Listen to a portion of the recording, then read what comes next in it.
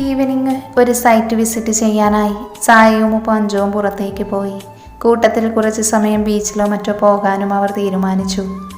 ആദ്യം evening 7:30 meeting ഉണ്ടെന്ന് പറഞ്ഞതിനാൽ അഞ്ജുവും സായും ജാനുവിനെ അവർക്കൊപ്പം ചെല്ലാൻ നിർബന്ധിച്ചു. എന്നാൽ അവൾക്ക് വർക്ക് കംപ്ലീറ്റ് ചെയ്യാനുണ്ടെന്ന് പറഞ്ഞ് സ്നേഹപൂർവ്വം നിരസിച്ചു. ആദിയുടെ ഒപ്പം അവൻ്റെ PA ആണ് പോകുന്നത് എങ്കിലും ജാനുവിൻ്റെ വർക്ക് കഴിയാത്തതിനാൽ മറ്റാരെങ്കിലും കൂടെ കൊണ്ടുപോകാമെന്ന് ആദി പറഞ്ഞു. ഓഫീസിലെ ചാരന്മാർ വഴി ഇതറിഞ്ഞു ആദിയുടെ കൂടെ കൂടി. അവനും വേണ്ടത് അതായതുകൊണ്ട് തന്നെ സംശയമൊന്നും തോന്നാത്ത രീതിയിൽ ആദ്യം കുറച്ചെതിർത്ത് പിന്നീട് സമ്മതിച്ചു. അച്യുതനെ പുച്ഛത്തോടെ നോക്കുന്നത് കണ്ടിട്ടും കാണാത്തതുപോലെ നടിച്ചു ജാനു. പറഞ്ഞ പ്രകാരം ആദിയും അഞ്ജുവും സായിയും 2 ഭാഗത്തേക്കായി പോയി. പോകുന്നതിന് മുന്നേ അഞ്ജു ആവത്ര ജാനിയെ നിർബന്ധിച്ചു എങ്കിലും വർക്കുണ്ടെന്നും അത് കഴിഞ്ഞ് ലക്കിയെയോ മാൻഷനിലേക്ക് ഡ്രൈവറെയോ വിളിക്കാമെന്നും പറഞ്ഞ് അഞ്ജുവിനെ ജാനു പറഞ്ഞയച്ചു. കുറച്ച് കോംപ്ലിക്കേറ്റഡ് വർക്കായതുകൊണ്ട് ജാനുവിൻ്റെ ശ്രദ്ധ മുഴുവൻ വർക്കിൽ തന്നെ ആയിരുന്നു. ഇടക്കാരൊക്കെയോ വീട്ടിൽ പോകുന്നില്ലെന്ന് ചോദിച്ചിരുന്നു. അവരോടൊക്കെ 1-2 വാക്കിൽ മറുപടി പറഞ്ഞ് അവൾ വീണ്ടും വർക്കിലേക്ക് തിരിഞ്ഞു. ഇതിനിടയിൽ വരാൻ ലേറ്റാകുമെന്ന് വീട്ടിലേക്ക് വിളിച്ചു പറഞ്ഞിരുന്നു. അവസാനം എല്ലാം ഒതുക്കി ലാപ്പ് ഓഫ് ചെയ്ത് ബാഗും എടുത്ത് അവൾ പുറത്തേക്കിറങ്ങി. അന്നേരമാണ് സമയം ശ്രദ്ധിക്കുന്നത് പോലും. 8:50. അവൾ വേഗം ഫോൺ എടുത്ത് നോക്കി. സായി, ചിത്രാമ്മ, അഞ്ജു, മുത്തു, ലക്കി എല്ലാവരും വിളിച്ചിരുന്നു. ഫോൺ സൈലൻ്റ് ആയതിനാൽ അറിഞ്ഞിരുന്നില്ല. കഷ്ടകാലം പറയുന്ന പോലെ ഫോൺ ചാർജ് തീരെ ഇല്ലാതെയായി. ഇപ്പോൾ ഓഫാകുമെന്ന പരുവവും. പെട്ടെന്ന് തന്നെ ഓഫീസിൽ നിന്നും അവൾ ബസ് സ്റ്റോപ്പിലേക്ക് നടന്നു. കൂട്ടത്തിൽ ലക്കിയെ വിളിക്കുന്നുണ്ട്. പക്ഷേ റിങ് പോകുന്നതല്ലാതെ കോൾ അറ്റൻഡ് ചെയ്യുന്നില്ല. പതിവില്ലാത്ത വിധം ഇരുട്ട് മൂടിയിരിക്കുന്നു. ബസ് സ്റ്റോപ്പിൽ ആരും ഇല്ലതാനും. പെട്ടെന്ന് അവൾക്ക് ഓഫീസിൽ ആരോ പറഞ്ഞത് ഓർമ്മ വന്നു. ഇന്ന് രാത്രി 10 മണി മുതൽ സിറ്റിയിൽ കർഫ്യൂ ആണെന്ന്. ഏട്ടൻ ഫോൺ എടുക്കുന്നില്ലല്ലോ. ഒന്നാമതേ ഫോൺ ചാർജ് കൂടെ ഇല്ല. ഇനിയിപ്പോൾ കിച്ചേട്ടനെ വിളിച്ചാലോ? സായിയെ കോണ്ടാക്ട് ചെയ്യാൻ നോക്കിയതും തനിക്ക് ചുറ്റും ആരൊക്കെയോ നിൽക്കുന്നത് പോലെ തോന്നി. അവള് മുഖം ഉയർത്തി നോക്കി. കള്ളുകുടി ചാടിയാടി ചുവന്ന കണ്ണുകളോടെ 4 പുരുഷന്മാർ അവൾക്ക് ചുറ്റും വളഞ്ഞു. അവരുടെ കഴുകൻ കണ്ണുകൾ കൊണ്ടുള്ള നോട്ടം അവളിൽ ഭയം നിറച്ചു. എങ്ങോട്ടാ മോളെ ഈ രാത്രി? അതും ഒറ്റയ്ക്ക്? വല്ലാത്ത ഭയം തോന്നുന്നുണ്ടായിരുന്നു അവൾക്ക്. മറ്റൊന്നും ആലോചിക്കാതെ അവരെ മറികടന്ന് നടക്കാൻ തുടങ്ങിയതും അവരിൽ 2 പേർ അവൾക്ക് തടസ്സം നിന്നു. അങ്ങനെ അങ്ങ് പോയാലോ? ചേട്ടന്മാർ കുറച്ച് കമ്പനി തന്നൂടെ? അവരുടെ അറപ്പുളവാക്കുന്ന നോട്ടവും സംസാരവും സഹിക്കുക വയ്യാതെ ജാനു അവരെ തള്ളി മാറ്റി മുന്നോട്ടോടി. ഭയത്തോടെ അവൾ തിരിഞ്ഞു നോക്കി. തനിക്ക് പിറകിൽ വരുന്നവരെ കാണി അവളുടെ കണ്ണുകൾ നിറഞ്ഞൊഴുകി. ഭയം കൊണ്ട് അവളുടെ മുഖമാകെ വിവർണമായിരുന്നു. അവൾ വേഗം ഓടുന്നതിനിടയിൽ ഫോൺ എടുത്ത് നോക്കി. വെറും 1% ചാർജ് ബാക്കി. അവൾ സായിയെ ഡയൽ ചെയ്യാൻ ആഞ്ഞതും അവൾക്ക് പിറകിലുള്ളവർ അന്നേരത്തേക്ക് അവളുടെ അടുത്തേക്ക് എത്തിയിരുന്നു. പിന്നെ മറ്റൊന്നും നോക്കാതെ സർവ്വശക്തിയും എടുത്ത് ഇരുട്ടിൻ്റെ പാതയിലൂടെ അവൾ മുന്നോട്ടോടി.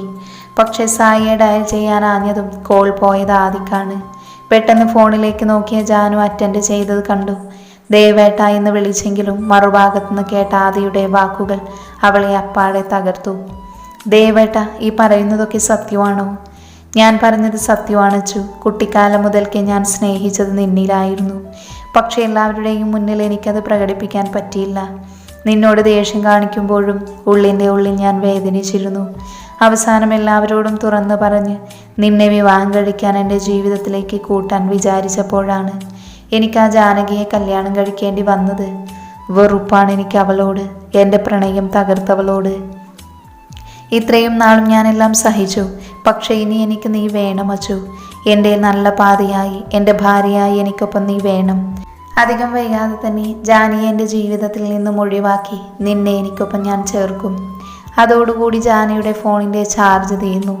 ആദിയിൽ നിന്നും അപ്രതീക്ഷിതമായി കേട്ട വാക്കുകളുടെ നടുക്കത്തിലായിരുന്നു അവൾ. തകർന്നു പോയി ആ പാവം പെണ്ണ്. ആ നിമിഷം മരിച്ചിരിക്കുന്നു അവളിലെ പ്രണയവും അവളുടെ പ്രാണനും. ഫോൺ ചെവിയിൽ നിന്ന് മാറ്റാതെ സർവ്വതും തകർക്കാൻ എന്ന പോലെയുള്ള പേമാരിയിൽ കുത്തിയൊഴുകുന്ന വെള്ളത്തിൽ ശില പോലെ നിന്നു അവൾ. തനിക്ക് ചുറ്റും നിലയുറപ്പിച്ച കഴുകന്മാരെ കണ്ടില്ല അവൾ. നനഞ്ഞൊട്ടിയ തൻ്റെ ദേഹത്തെ കഴുകൻ കണ്ണുകൾ കൊത്തി വലിക്കുന്നത് കണ്ടില്ല അവള്. തൻ്റെ മാറിൽ നിന്നും അടർത്തി മാറ്റപ്പെട്ടത് അവളുടെ ശ്രദ്ധയിൽ പതിഞ്ഞില്ല. അവൾ മറ്റൊരു ലോകത്തായിരുന്നു. ആരോരും കൂട്ടിനില്ലാതെ ഒറ്റപ്പെട്ട് ഇരുട്ടുമൂടിയ ഒരു ലോകത്ത്. അവിടെ നിന്നവരിൽ ഒരുവൻ അവളെ കയറി പിടിച്ചതും ഒരു ഇരുമ്പലോടെ ഒരു കാർ അവർക്ക് മുന്നിൽ ബ്രേക്ക് ഇട്ടു. ഇനി പുതിയ തുടക്കമാണ്. ഇവിടെ നിന്നും ജാനകി പുതിയൊരു ലോകത്തേക്ക് പിഴുതു നടാൻ പോവുകയാണ്. ആദിദേവില്ലാത്ത മറ്റൊരു ലോകത്തേക്ക്. ഡ്രൈവിംഗ് സീറ്റിൽ നിന്നും സായിയും മറുഭാഗത്ത് നിന്ന് അഞ്ജുവും ഇറങ്ങി. അവർ ജാനിക്കടുത്തേക്ക് ഓടി. സായിയെ കണ്ടതും ജാനുവിനടുത്ത് നിന്നവർ പിന്തിരിഞ്ഞോടി. സായിയുടെ മുഖം ദേഷ്യം കൊണ്ട് വലിഞ്ഞു മുറുകി. അവൻ്റെ വലത് കൈ ജാനുവിൻ്റെ ഇടത് കവളിൽ പതിഞ്ഞു. ഞെട്ടലോടെ മുഖം ഉയർത്തി നോക്കി ജാനു. വീട്ടിൽ പോകാതെ പാതിരാത്രി ഇവിടെ എന്തെടുക്കുവാ നീ? എത്ര വട്ടം ഞങ്ങൾ ഓരോരുത്തരും മാറി മാറി വിളിച്ചു നിന്നെ. ഏത് പാതാളത്തിൽ കൊണ്ട് വെച്ചിരിക്കുവാ നിന്റെ ഫോൺ?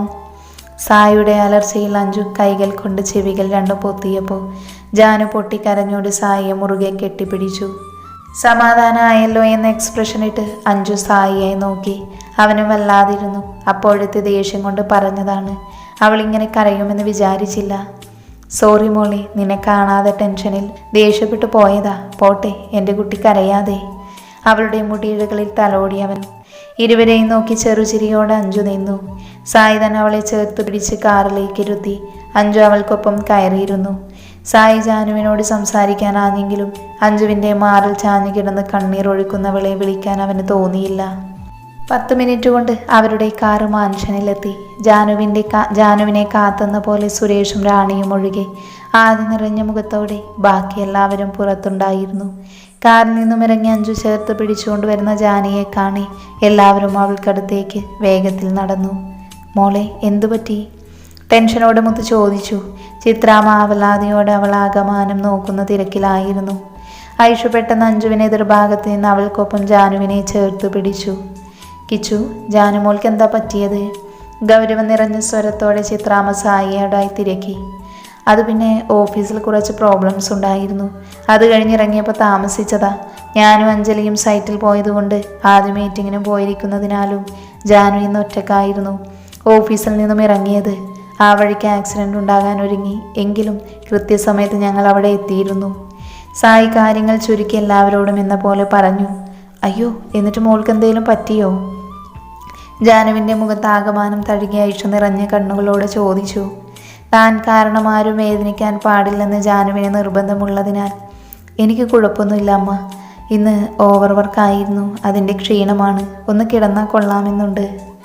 കൂടുതൽ ചോദ്യങ്ങൾക്കും ഉത്തരങ്ങൾക്കുള്ള ഇട നൽകാതെ ജാനു പറഞ്ഞു. എന്നാൽ ഒരു ഗ്ലാസ് പാൽ കുടിച്ചിട്ട് ഫ്രഷായ ശേഷം ഒന്ന് ഉറങ്ങിക്കോ. അവളുടെ തലയിൽ തലോടി ചിത്രാമ്മ പറഞ്ഞു. ഒരു കാര്യം ചെയ്യ്, ആദ്യം വരില്ലെന്നല്ലേ പറഞ്ഞത്? അപ്പോൾ ജാനുമോൾക്ക് കൂട്ടായി അഞ്ജുമോൾ നിൽക്ക്, ഐഷുവാണ് പറഞ്ഞത്. വേണ്ടമ്മ, ഹോസ്റ്റൽ വാർഡ് നല്ല സ്ട്രിക്റ്റാണ്. അവൾ പൊക്കോട്ടെ. തന്നെയുമല്ല, എനിക്ക് കുഴപ്പമൊന്നുമില്ല. ഉള്ളിൽ പൊട്ടി വരുന്ന കണ്ണുനീരടക്കി ജാനു പറഞ്ഞു. ഇനിയും അവിടെ നിന്ന പരിസരം മറന്ന് താൻ കരഞ്ഞു പോകുമെന്ന് മനസ്സിലാക്കി ജാനു പതിയെ അകത്തേക്ക് നടന്നു. കാര്യമില്ലാതെ ജാനു തന്നെ മാറ്റി നിർത്തില്ല എന്ന ഉത്തമ ബോധ്യമുള്ളതിനാൽ അഞ്ജൊന്നും മിണ്ടാതെ നിന്നു. അഞ്ജു, നാളെ രാവിലെ ഇവിടെ വരണേ. ബുദ്ധിമുട്ടില്ലെങ്കിൽ കിച്ചേട്ടനും. പിന്നെ നാളെ രാവിലെ എല്ലാവരും കുറച്ച് സമയത്തേക്ക് കോമൺ ഹാളിൽ കൂടണം. ഒന്ന് നിന്ന ശേഷം തിരിഞ്ഞു നോക്കി പരമാവധി ശബ്ദമിടറാത്ത അത്രമാത്രം പറഞ്ഞ് അവൾ അകത്തേക്ക് കയറിപ്പോയി. കിച്ച, നീ പറയാതെ ഞങ്ങൾ അറിയാതെ അവിടെ മറ്റെന്തെങ്കിലും സംഭവിച്ചോ? ജാനുവിൻ്റെ അവസ്ഥ കണ്ട് ചിത്രാമ്മ അല്പം കടുപ്പിച്ച് ചോദിച്ചു. പക്ഷെ അവിടെ കണ്ടതല്ലാതെ മറ്റൊന്നും തന്നെ അവനെ അറിയാത്തതിനാൽ നിഷേധഭാവത്തിൽ അവൻ തലയനക്കി. അഞ്ജു അപ്പോഴും ചിന്തയിലായിരുന്നു. ജാനുവിൻ്റെ ഉള്ളിൽ കാര്യമായ എന്തോ വിഷമമുണ്ട്. അതിപ്പോൾ പറയാൻ അവൾ ആഗ്രഹിക്കുന്നില്ല എന്നും അഞ്ജുവിന് മനസ്സിലായി. പക്ഷെ ജാനു തന്നെ എല്ലാം പറയുമെന്ന് അറിയാവുന്നത് കൊണ്ടും ഓരോന്ന് ചോദിച്ച് അവളെ വേദനിപ്പിക്കാൻ ആഗ്രഹമില്ലാത്തത് കൊണ്ടും മൗനമായി അവൾ തിരികെ സായിക്കൊപ്പം ഹോസ്റ്റലിലേക്ക് പോയി. അന്തരീക്ഷം കാർമേഘം മൂടിയതുപോലെ മാറി. ആരും പരസ്പരം ഒന്നും മിണ്ടാതെ അവരവരുടെ മുറിയിലേക്ക് പോയി. അച്ചു അവളുടെ ഫ്രണ്ടിൻ്റെ വീട്ടിലായിരിക്കും സ്റ്റേ എന്ന് മുന്നേ പറഞ്ഞതിനാൽ കൂടുതലൊന്നും തിരക്കാതെ റാണിയും സുരേഷും ഉറക്കത്തിലേക്ക് വഴുതി വീണപ്പോൾ ബുദ്ധിപൂർവ്വം അച്ചുവിലൂടെ ഒരുവിധം സത്യങ്ങളെല്ലാം ആദ്യം കണ്ടെത്തിയിരുന്നു. ക്രിസ്റ്റൽ മാൻഷൻ, രാവിലെ 8 മണി. കഴിഞ്ഞ ദിവസം ജാനു പറഞ്ഞതിനാൽ എല്ലാവരും ഹാളിൽ കൂടിയിരിപ്പുണ്ട്. കാര്യമൊന്നും അറിയില്ല എങ്കിലും സുരേഷും റാണിയും അവർക്കൊപ്പം ഇരുന്നു. അന്നേരമാണ് ആദ്യം അകത്തേക്ക് കയറി വന്നത്. അവനൊപ്പം അച്ചുവും. മോളെ, നിങ്ങൾ ഒരുമിച്ചാണോ വന്നത്? എന്തോ നേടിയെടുത്ത പോലെ റാണി ചോദിച്ചു. അത് ഞാൻ വരുന്ന വഴിക്ക് ആദ്യം കണ്ടതാ. ഞാൻ വീട്ടിലേക്കാണെന്ന് പറഞ്ഞതിനാൽ എന്നെ കൂടെ ഡ്രോപ്പ് ചെയ്തു. നിസാരമായി അച്ചു പറഞ്ഞു. റാണിയുടെയും സുരേഷിൻ്റെയും മുഖം വിടർന്നു. പക്ഷേ വേറെ ആരും തന്നെ ശ്രദ്ധിച്ചതേയില്ല.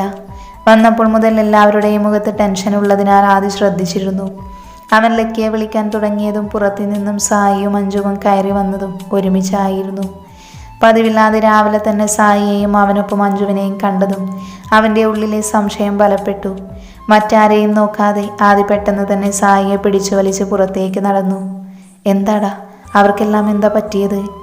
ടെൻഷനോട് ആദ്യ ചോദിച്ചപ്പോൾ എന്ത് മറുപടി പറയണമെന്നറിയാതെ പോയി സായിക്ക്. അവസാനം വേറെ നിവൃത്തിയൊന്നുമില്ലെന്ന് കണ്ടതും കഴിഞ്ഞ ദിവസം നടന്നത് മുഴുവൻ പറഞ്ഞു. ആദ്യ തറഞ്ഞു നിന്നു. അച്ചുവിൽ നിന്നും എങ്ങനെയെങ്കിലും സത്യം അറിയണമെന്ന് മാത്രമേ അവൻ ഓർത്തുള്ളൂ. അതിനിടയിൽ ജാനിയെ മനഃപൂർവ്വമല്ല എങ്കിൽ പോലും അന്വേഷിക്കാൻ അവന് കഴിഞ്ഞില്ല. തെല്ലു കുറ്റബോധത്തോടെ ആദിയുടെ മുഖം താഴ്ന്നു. അവൻ്റെ അവസ്ഥ മനസ്സിലാക്കിയ സായി ആദിയെ ചേർത്ത് പിടിച്ച് അകത്തേക്ക് നടന്നു. ആദി ആരെയും നോക്കാതെ മുകളിലേക്ക് പോകാൻ തുടങ്ങിയപ്പോഴാണ് ജാനി സ്റ്റെയർ ഇറങ്ങി വന്നത്. ആയി കരഞ്ഞു വീർത്ത മുഖവും അലസമായി ഞൊറിഞ്ഞെടുത്ത സാരിയും മൊത്തത്തിൽ കഴിഞ്ഞ ഒരൊറ്റ രാത്രി കൊണ്ട് അവളാകെ ക്ഷീണിച്ചു പോയിരുന്നു. സ്റ്റെപ്പ് ഇറങ്ങുമ്പോൾ ജാനു ആദിയെ കണ്ടെങ്കിലും അവനെ അവഗണിച്ച് അവൾ ചിത്രാമ്മയ്ക്ക് മുന്നിലായി നിന്നു. അമ്മ. എന്താടാ? അലിവോടെ തിരക്കി ചിത്രാമ്മ. ഇന്ന് ഞാൻ പോകുകയാണ്. പതർച്ചേതും കൂടാതെ അവളുടെ വാക്കുകൾ. എങ്ങോട്ട്? സംശയത്തോടെ മുത്തു ചോദിച്ചു. ഞാൻ തിരികെ നാട്ടിലേക്ക് പോകുകയാണ് മുത്തു, എന്നേക്കുമായി. ജാനു. വിശ്വസിക്കാനാവാതെ ഐഷു വിളിച്ചു. വിളറിയ ചിരിയോടെ മുഖം താഴ്ത്തി അവൾ. മോളെ, നിനക്ക് പെട്ടെന്നെന്താ പറ്റിയത്? അവളുടെ കരങ്ങൾ കവർന്ന് ചിത്രാമ്മ ചോദിച്ചു. അമ്മ, അത് പെട്ടെന്ന് തീരുമാനിച്ചതൊന്നുമല്ല. എന്നായാലും ഞാനും ദേവേട്ടനും പിരിയാനുള്ളവരല്ലേ. ഇനിയും ഒരുമിച്ച് മുന്നോട്ട് പോകാൻ കഴിയില്ല എന്ന് ബോധ്യമായതുകൊണ്ടാണ് ഞാൻ ഈ തീരുമാനം എടുത്തത്. തടയരുത് എന്നെ. യാചന പോലെ പറഞ്ഞവസാനിച്ചപ്പോൾ വേദനയോടെ അവളെ നോക്കി നിന്നല്ലാതെ മറ്റൊന്നും പറയാൻ ആർക്കും കഴിഞ്ഞിരുന്നില്ല. അച്ചുവും സുരേഷും റാണിയും ജാനിയുടെ പെട്ടെന്നുള്ള തീരുമാനത്തിൽ സന്തോഷം കൊണ്ട് മതിമറന്നുപോയി. സായിയും മഞ്ജുവും വിശ്വസിക്കാനാവാതെ പരസ്പരം നോക്കി. ആദിയുടെ ഉള്ളിൽ ജാനു പിരിയാൻ ആഗ്രഹിക്കുന്നു എന്ന് മാത്രം തറഞ്ഞു നിന്നു. മോളെ, ഒന്നുകൂടെ ആലോചിച്ചിട്ട്. ചിത്രാമ്മ പൂർത്തിയാക്കാൻ കഴിയാതെ നിന്നു. വേണ്ടമ്മ, ശരിയാകില്ല. അത്രമാത്രം പറഞ്ഞു അവള്.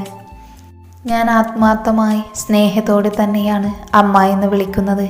അതിനു പകരം ഞാൻ ഒന്നും തന്നെ ആഗ്രഹിക്കുന്നില്ല. അതിനാൽ ഞാൻ ഇവിടുന്ന് പോകുകയാണ് എങ്കിൽ പ്രോപ്പർട്ടീസ് എൻ്റെ പേരിൽ രജിസ്റ്റർ ചെയ്യുമെന്ന തീരുമാനം ദയവ് ചെയ്ത് തിരുത്തണം. കാരണം ഞാനത് ആഗ്രഹിക്കുന്നില്ല. ഇതെൻ്റെ അപേക്ഷയായി കണ്ടാൽ മതി. അത്രയും പറഞ്ഞ് അവൾ റൂമിലേക്ക് ഓടി. എന്തുകൊണ്ടോ ആദിയെയും മഞ്ജുവിനെയും സായിയെയും നോക്കാൻ തുനിഞ്ഞില്ല അവള്. ആരോടൊന്നും മിണ്ടാതെ ആദ്യം അവൾക്ക് പിറകിലായി റൂമിലേക്ക് കയറി. നിറഞ്ഞൊഴുകുന്ന കണ്ണുകൾ തുടച്ച് പാക്ക് ചെയ്തു വെച്ചിരുന്ന ബാഗ് എടുത്ത് അവൾ പുറത്തേക്ക് ഇറങ്ങാൻ തുടങ്ങിയതും ആദ്യ റൂമിലേക്ക് കയറി ഡോർ വലിച്ചടച്ചു. എന്താ നിന്റെ തീരുമാനം? വലിഞ്ഞു മുറുകിയ മുഖത്തോടെ അവൻ ചോദിച്ചു. ഞാൻ പറഞ്ഞത് കേട്ടില്ല എന്നുണ്ടോ? മറ്റെവിടേക്കോ നോക്കി അവൾ പറഞ്ഞു. എന്തും നിന്റെ ഇഷ്ടത്തിനാകാമെന്നാണോ? അതിനിപ്പോഴത്തെ ഇവിടെ തീരുമാനം രണ്ടു പേർക്കും ഒരുപോലെ സ്വീകാര്യമായതാണല്ലോ. അവനെ നോക്കാതെ പതിഞ്ഞ സ്വരത്തിൽ പറഞ്ഞു അവൾ. അതോടെ ആയപ്പോൾ അവൻ്റെ മുഖം കോപം കൊണ്ട് ജ്വലിച്ചു. അതിന് പിരിയുന്ന കാര്യം നമ്മൾ തമ്മിൽ സംസാരിച്ചിരുന്നോ? പുച്ഛത്തോടെ അവൻ ചോദിച്ചു. അതിന് നിറഞ്ഞ കണ്ണുകളോടെ വേദന ഒളിപ്പിച്ച പുഞ്ചിരിയായിരുന്നു അവളുടെ മറുപടി. നീ എന്നെ പരിഹസിക്കുകയാണോ? അവളുടെ വേദന നിറഞ്ഞ മുഖം തന്നെ കൊല്ലാതെ കൊല്ലുന്നതറിയെ അവൻ ദേഷ്യം കാരണം പൊട്ടിത്തെറിച്ചു. അവൻ്റെ ദേഷ്യം കാണെ പ്രത്യേകിച്ചൊന്നും പറയാതെ ജാനു തൻ്റെ ഫോൺ എടുത്ത് ആദിക്കു നേരെ നീട്ടി. ദേവേട്ട, ഈ പറയുന്നതൊക്കെ സത്യമാണോ? ഞാൻ പറഞ്ഞത് സത്യമാണ് അച്ചു. കുട്ടിക്കാലം മുതൽക്കേ ഞാൻ സ്നേഹിച്ചത് നിന്നെയായിരുന്നു. പക്ഷേ എല്ലാവരുടെയും മുന്നിൽ എനിക്കത് പ്രകടിപ്പിക്കാൻ പറ്റിയില്ല. നിന്നോട് ദേഷ്യം കാണിക്കുമ്പോഴും ഉള്ളിൻ്റെ ഉള്ളിൽ ഞാൻ വേദനിച്ചിരുന്നു. അവസാനം എല്ലാവരോടും തുറന്നു പറഞ്ഞ് നിന്നെ വിവാഹം കഴിക്കാൻ എൻ്റെ ജീവിതത്തിലേക്ക് കൂട്ടാൻ വിചാരിച്ചപ്പോഴാണ് എനിക്ക് ആ ജാനകിയെ കല്യാണം കഴിക്കേണ്ടി വന്നത്. വെറുപ്പാണ് എനിക്ക് അവളോട്, എൻ്റെ പ്രണയം തകർത്തവളോട്.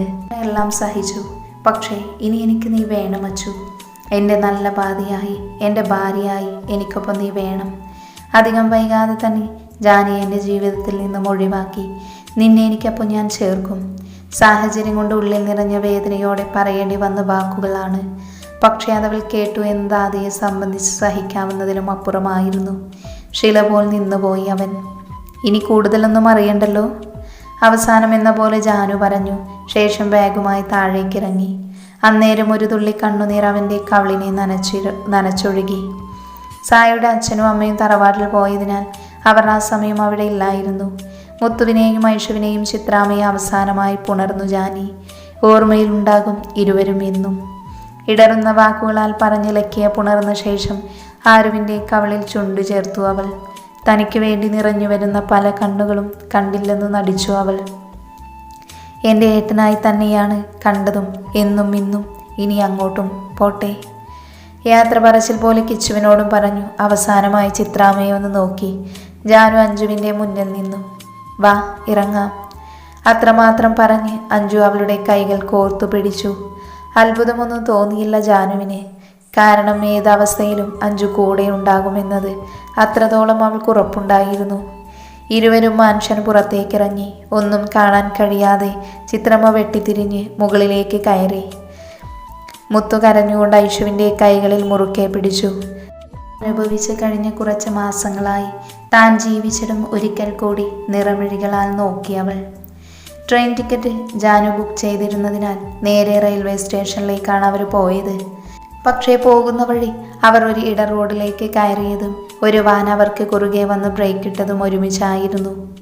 അവർ എന്തെങ്കിലും പറയുന്നതിന് മുന്നേ കുറച്ച് ഗുണ്ടകൾ വന്ന് ജാനുവിനെ വലിച്ചു വാനിൽ കയറ്റി. അഞ്ജു തടയാൻ നോക്കിയെങ്കിലും അതിന് കഴിഞ്ഞില്ല അവൾക്ക്.